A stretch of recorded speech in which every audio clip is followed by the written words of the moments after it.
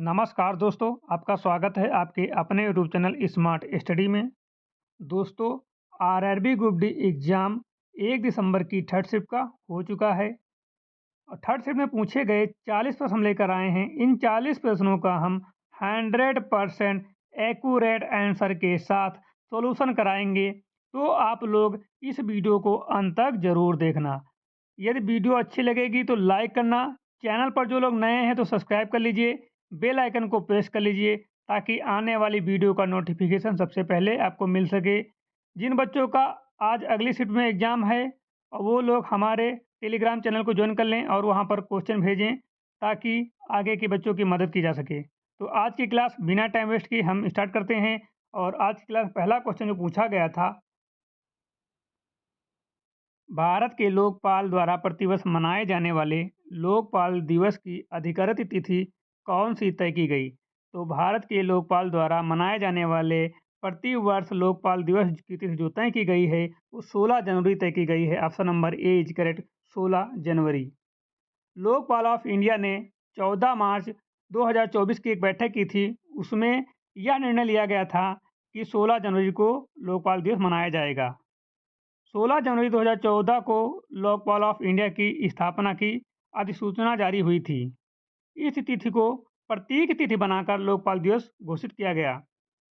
Lokpal day क्यों मनाया जाता है? क्वेश्चन पूछा जा सकता है कि लोकपाल डे क्यों मनाया जाता है और इसका मूल उद्देश्य क्या है। तो लोकपाल डे जो है वो भ्रष्टाचार के खिलाफ जागरूकता बढ़ाने के लिए मनाया जाता है और पारदर्शिता और जवाबदेही सुनिश्चित करना इसका मेन उद्देश्य था। अगला क्वेश्चन ये बन सकता है, ये पूछा जा सकता है कि भारत में लोकपाल की स्थापना किस अधिनियम के तहत हुई थी? तो ये लोकपाल एक्ट 2013 के तहत हुई थी इसकी स्थापना। अगला क्वेश्चन बन सकता है कि लोकपाल ऑफ इंडिया की स्थापना कब हुई? तो ये 16 जनवरी 2014 को हुई थी इसकी स्थापना। अगला क्वेश्चन पूछा जा सकता है कि पहला लोकपाल डे कब मनाया गया? तो पहला लोकपाल डे 16 जनवरी 2025 को मनाया गया। अगला क्वेश्चन बन सकता है कि लोकपाल डे मनाने का निर्णय किस तारीख की बैठक में लिया गया? तो ये 14 मार्च 2024 की बैठक में लिया गया। लोकपाल का मुख्य कार्य क्या है? तो लोकपाल का मुख्य कार्य जो है सार्वजनिक दफ्तरों में भ्रष्टाचार की शिकायत की जांच करना और आरोपित अधिकारियों पर कार्रवाई सुनिश्चित करना। ठीक है, ये क्वेश्चन बन सकते थे। अगला, जून 2025 में किस राज्य सरकार ने राजीव गांधी वन संवर्धन योजना की शुरुआत की? तो जून 2025 में जो है हिमाचल प्रदेश सरकार ने राजीव गांधी वन संवर्धन योजना की शुरुआत की। Option number A is correct, Himachal Pradesh. Himachal Pradesh के मुख्यमंत्री ने हमीरपुर में इस योजना की शुरुआत की। ठीक है, इस योजना का उद्देश्य जो था वो जंगल भूमि पर फल वाले पेड़ लगाकर हरित आवरण ग्रीन कवर बढ़ाना, स्थानीय समुदाय, महिला मंडल, युवा मंडल की भागीदारी के साथ रोजगार व आय सुनिश्चित करना इसका मुख्य उद्देश्य था। इससे बनने वाले क्वेश्चन ये हैं कि राजीव गांधी वन संवर्धन योजना किस राज्य में शुरू की गई? तो ये हिमाचल प्रदेश। ठीक है, राजीव गांधी वन समृद्ध योजना की शुरुआत किस तारीख को हुई? तो ये 2 जून 2025 को हुई। इस योजना का मुख्य उद्देश्य क्या था? तो हरित आवरण बढ़ाना था। क्या था? हरित आवरण बढ़ाना था। ठीक है, ये सब इसके फैक्ट हैं। और अगला क्वेश्चन जो पूछा गया था कि मानव शरीर में दैनिक जीवन की ऊर्जा के स्थानांतरण की प्रक्रिया को मुख्य रूप से क्या कहा जाता है? तो मानव शरीर में दैनिक जीवन की ऊर्जा के स्थानांतरण की प्रक्रिया को जो कहा जाता है वो श्वसन कहा जाता है। श्वसन मानव शरीर में भोजन से ऊर्जा प्राप्त करने और उसे शरीर की गतिविधियों में उपयोग करने की प्रक्रिया को श्वसन कहते हैं। श्वसन में ग्लूकोज और ऑक्सीजन का उपयोग करके एटीपी के रूप में ऊर्जा उत्पन्न होती है। ठीक है, अगला क्वेश्चन जो पूछा गया था ये इसके फैक्ट देख लीजिए कि मानव शरीर में ऊर्जा का मुख्य स्रोत कौन सा है? क्वेश्चन पूछा जा सकता है। और उपापचय और श्वसन में क्या अंतर होता है? तो उपापचय पूरे शरीर में रासायनिक प्रक्रियाओं को दर्शाता है जबकि श्वसन विशेष रूप से ऊर्जा उत्पादन की प्रक्रिया है। एटीपी का पूर्ण रूप पूछ सकता है। तो एटीपी का पूर्ण रूप जो है वो एडेनोनिन ट्राइफॉस्फेट है। ठीक है, अगला क्वेश्चन जो पूछा गया था कि security and exchange board of India SEBI के अध्यक्ष चेयरमैन के रूप में किसने पदभार संभाला? तो ये पदभार जो है तुहिन कांता पांडे ने संभाला। ऑप्शन नंबर एज करेक्ट, तुहिन कांता पांडे। और इसके जो 27 फरवरी 2025 को सरकार ने आदेश जारी किया कि वर्तमान फाइनेंस सचिव तुहिन कांता पांडे को अगले 3 वर्ष के लिए सेबी का अध्यक्ष नियुक्त किया गया है। वह अगले दिन यानी कि मार्च 2025 से सेबी के कामकाज की बागडोर संभालेंगे। और ये क्वेश्चन पूछे जा सकते हैं आगे कि 2025 में सेबी का नया चेयरमैन किसे नियुक्त किया गया?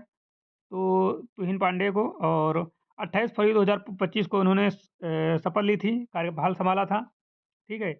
और अगला क्वेश्चन जो पूछा गया था कि वर्ष 2023 में पारित नारी शक्ति वंदन अधिनियम भारत के किस संवैधानिक संशोधन अधिनियम से संबंधित है? तो इसका सही जवाब जो है ऑप्शन नंबर सी है, 106वें संविधान संशोधन अधिनियम से। नारी शक्ति वंदन अधिनियम 2023 संसद में पारित हुआ और यह 106वां संविधान संशोधन अधिनियम है। इस कानून के माध्यम से लोकसभा और राज्य विधानसभाओं में 33% महिला आरक्षण का प्रावधान किया गया। यह संशोधन भविष्य की जनगणना और परिसीमन के बाद लागू होगा। ऊर्जा चार्टर संधि से बाहर निकलने पर डेनमार्क कौन से नंबर का देश बन गया? तो ऊर्जा चार्टर से निकलने वाला डेनमार्क जो है वो 7वां देश बन गया। Option number A is correct, 7वां देश। डेनमार्क जो है ईसीटी छोड़ने वाला 7वां देश बन गया। इसका उद्देश्य ऊर्जा और जलवायु नीतियों में स्वतंत्रता प्राप्त करना और जलवायु परिवर्तन के लक्ष्य को प्रभावी ढंग से लागू करना है। और इसके कुछ ये फैक्ट हैं कि एनर्जी चार्टर स्ट्रेटजी यानी कि ईसीटी का मुख्य उद्देश्य क्या है? तो देशों के बीच ऊर्जा निवेश को सुरक्षा, ऊर्जा परियोजनाओं में सहयोग और विवाद के समाधान को सुनिश्चित करना। डेनमार्क ने ईसीटी छोड़ने का निर्णय क्यों लिया? तो ऊर्जा और जलवायु नीतियों में अधिक स्वतंत्रता प्राप्त करने के लिए। और ईसीटी से पहले किन देशों ने बाहर निकलने की घोषणा की थी? तो स्पेन, नीदरलैंड, बेल्जियम और लक्समार्क और स्वीडन, फ्रांस, ये 6 पहले देश बन चुके हैं निकलने वाले ईसीटी से। ठीक है, ये सब इसके फैक्ट हैं। अगला क्वेश्चन पूछा गया था कि भारतीय स्टेट बैंक की 2024 की रिपोर्ट के अनुसार वित्तीय वर्ष 2024 में भारत की शहरी गरीबी दर कितनी आंकी गई? तो भारत की शहरी गरीबी दर जो है वो 4.3% आंकी गई।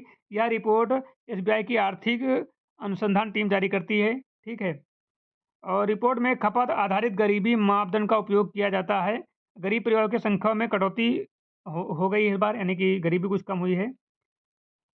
अगला क्वेश्चन पूछा गया था कि जनवरी 2025 में विश्व आर्थिक मंच वर्ल्ड इकोनॉमिक फोरम WEF की वार्षिक बैठक कहाँ आयोजित की गई थी? तो जनवरी 2025 में विश्व आर्थिक मंच वर्ल्ड इकोनॉमिक फोरम WEF की जो वार्षिक बैठक हुई थी वो डावोस क्लोटर्स स्विट्जरलैंड में हुई थी। Option number C is correct है। और इसके फैक्ट जो हैं, WEF की वार्षिक बैठक हर साल की तरह 2025 में भी हुई थी। यह स्थान WEF का पारंपरिक और स्थानीय आयोजन स्थल है। बैठक में वैश्विक अर्थव्यवस्था, जलवायु परिवर्तन, तकनीकी विकास और अंतर्राष्ट्रीय सहयोग जैसे मुद्दों पर चर्चा की गई।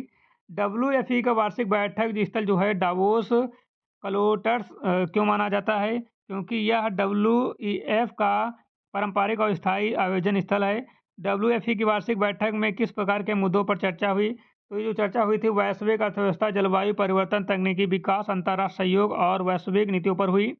जनवरी 2025 की WEF बैठक में कौन कौन मुख्य रूप से भाग लेते हैं? तो वैश्विक नेता, उद्योगपति, वैज्ञानिक, नीति निर्माता और अंतर्राष्ट्रीय संगठन के प्रतिनिधित्व। और WEF की स्थापना किस वर्ष हुई? तो यह 1971 में हुई थी। WEF का मुख्य उद्देश्य क्या है? वैश्विक समस्याओं और चुनौतियों पर बहुपक्षीय सहयोग और समाधान निकालना। अगला क्वेश्चन पूछा गया था कि सुच्चा सिंह को खेल में उत्कृष्ट प्रदर्शन के लिए कौन सा पुरस्कार दिया गया? तो सुच्चा सिंह को खेल में उत्कृष्ट प्रदर्शन के लिए अर्जुन अवार्ड मिला। अर्जुन अवार्ड से बहुत क्वेश्चन पूछे जा रहे हैं। ठीक है, सुच्चा सिंह को उनके खेल में लगातार उत्कृष्ट प्रदर्शन और योगदान के लिए अर्जुन अवार्ड लाइफ टाइम से सम्मानित किया गया। यह पुरस्कार भारत सरकार द्वारा खिलाड़ियों की उनकी उपलब्धियों और खेल क्षेत्र में योगदान के लिए दिया जाता है। अर्जुन अवार्ड जो है किस देश में खिलाड़ियों को प्रदान किया जाता है? ये ऑप्शन है, तो भारत में प्रदान किया जाता है। और अर्जुन अवार्ड किस मंत्रालय के तहत प्रदान किए जाते हैं? तो ये भारत का युवा एवं खेल मंत्रालय द्वारा प्रोवाइड किए जाते हैं। अर्जुन अवार्ड खिलाड़ियों को किस आधार पर दिया जाता है? तो ये उत्कृष्ट खेल प्रदर्शन और खेल क्षेत्र में योगदान के आधार पर दिया जाता है। ये क्वेश्चन बन सकते हैं। और अर्जुन अवार्ड प्राप्त करने वाले खिलाड़ियों को कौन सा सम्मान प्रमाण पत्र दिया जाता है? तो कांस्य, तांबा और ट्रॉफी, प्रशासित पत्र, नकदी राशि। ठीक है। अर्जुन अवार्ड लाइफ टाइम का उद्देश्य क्या है? खिलाड़ियों के जीवन भर के योगदान और उत्कृष्ट प्रदर्शन को सम्मानित करना। ठीक है, ये क्वेश्चन है। और एक दो वर्ष 2023 में पारित नारी शक्ति वंदन अधिनियम भारत के किस संवैधानिक संशोधन अधिनियम से संबंधित है? तो वर्ष 2023 में पारित नारी शक्ति वंदन अधिनियम भारत के 106वें संविधान संशोधन से संबंधित है। 106वें संविधान संशोधन। ठीक है। इससे बने वाले क्वेश्चन जो है, नारी शक्ति वंदन अधिनियम 2023 के तहत महिलाओं के लिए कितने प्रतिशत आरक्षण का प्रावधान रखा गया? तो 33% रखा गया। और नारी शक्ति वंदन अधिनियम किस वर्ष संसद के दोनों सदनों में पारित हुआ? तो वर्ष 2023 में पारित हुआ। और नारी शक्ति वंदन अधिनियम 106वां संविधान संशोधन लोकसभा और विधानसभाओं में किसके लिए आरक्षण सुनिश्चित करता है? तो ये महिलाओं के लिए आरक्षण सुनिश्चित करता है। और नारी शक्ति वंदन अधिनियम कब लागू हुआ? तो ये जनगणना और परिसीमन पूरा होने के बाद लागू हुआ। नारी शक्ति वंदन अधिनियम किस संविधान संशोधन से संबंधित है? तो यह 106वें संविधान संशोधन से संबंधित है। ये इसके फैक्ट हैं, ठीक है? क्वेश्चन पूछे जा सकते हैं। तो इसी के साथ आज की क्लास समाप्त होती है। अगर आपको क्लास अच्छी लगी हो तो लाइक करना, चैनल पर नया सब्सक्राइब कर लीजिए, बेल आइकन को प्रेस कर लीजिए ताकि आने वाले वीडियो का नोटिफिकेशन सबसे पहले आपको मिल सके। जो लोग स्मार्ट स्टडी यूट्यूब चैनल को अभी तक सब्सक्राइब नहीं किया, सब्सक्राइब कर लीजिए।